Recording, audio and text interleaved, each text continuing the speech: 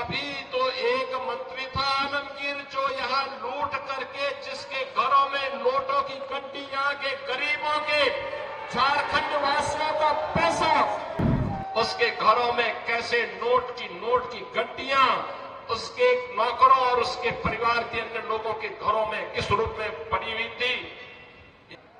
उत्तर प्रदेश की धरती से शहीदों की इस पावन धरा, भगवान बिरसा मुंडा की पावन धरा को प्रणाम करने के लिए और आप सबसे निवेदन करने के लिए आज आपके बीच में यहां पर उपस्थित हुआ हूं।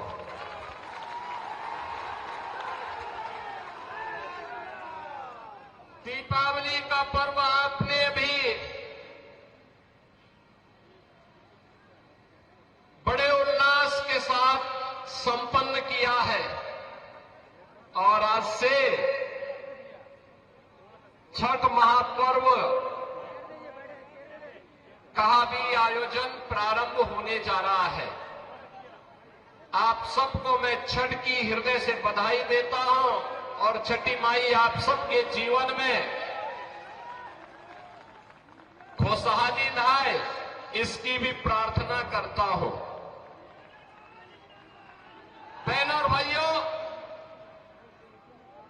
आपने अभी पिछले दिनों हरियाणा विधानसभा के चुनाव के परिणाम को देखा होगा।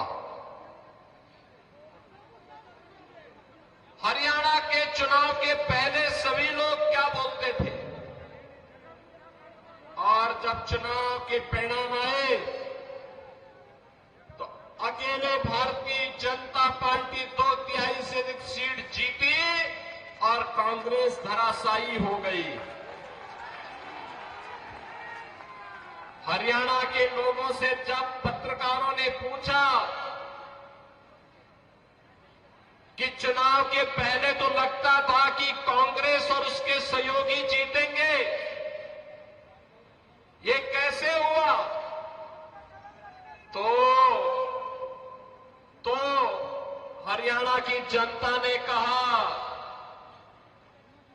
कि विकास, सुरक्षा, सुव्यवस्था और सुशासन के लिए डबल इंजन आवश्यक है और मोदी जी के नेतृत्व में अगर डबल इंजन की सरकार चले तो इस सोने में सुहागा है। इसलिए हरियाणा की जनता ने निर्णय लेकर के फिर से भारतीय जनता पार्टी को विजयी बनाया है। बहनों और भाइयों, हमारा ये झारखंड एकोडर्मा प्राकृतिक संसाधनों से भरपूर है। धरती आबा भगवान बिरसा मुंडा की पावन धरा है, शहीदों की धरा है। देश की आजादी के लिए अकेले कोडरमा से एक नहीं 4 हुतात्माओं ने अपना बलिदान दे करके इस देश को ब्रिटिश हुकूमत से मुक्त करने के लिए अपना योगदान दिया था। लेकिन आज क्या हो रहा है झारखंड में, मैं देख रहा था, एक आलमगीर आलम थे, औरंगजेब, देश को लूटा था उसने, देश के पवित्र मंदिरों को नष्ट किया था उसने। और दूसरा, झारखंड मुक्ति मोर्चा का भी तो एक मंत्री था आलमगीर, जो यहां लूट करके जिसके घरों में नोटों की गड्डियां के गरीबों के झारखंड वासियों का पैसा उसके घरों में कैसे नोट की गड्डियां उसके नौकरों और उसके परिवार के अन्य लोगों के घरों में किस रूप में पड़ी हुई थी। ये लूट का इससे दूसरा घटिया स्तर और दूसरा देखा नहीं जा सकता है। और इसीलिए मैं कहने के लिए आया हूं बहनों और भाइयों, ये चुनाव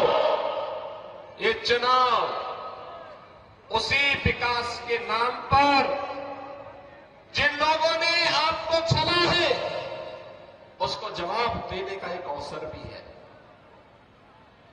भारतीय जनता पार्टी, जहां कहीं पर भी भारतीय जनता पार्टी की सरकारें हैं, उन्होंने विकास का एक मॉडल दिया, उन्होंने विरासत का सम्मान किया। आप यही सोचिए, 1947 में देश आजाद हुआ था। कांग्रेस को देश की जनता ने शासन करने का अवसर दिया था। एक लंबे समय तक उन्होंने शासन किया था, लेकिन क्या कभी किसी ने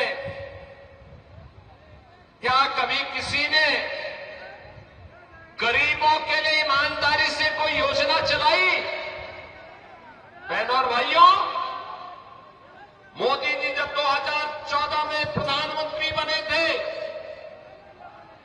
मीडिया ने उनसे पूछा था कि प्रधानमंत्री बनने के बाद आपका एजेंडा क्या होगा? मोदी जी ने कहा, एक लाइन में उन्होंने कहा था, सबका साथ और सबका विकास।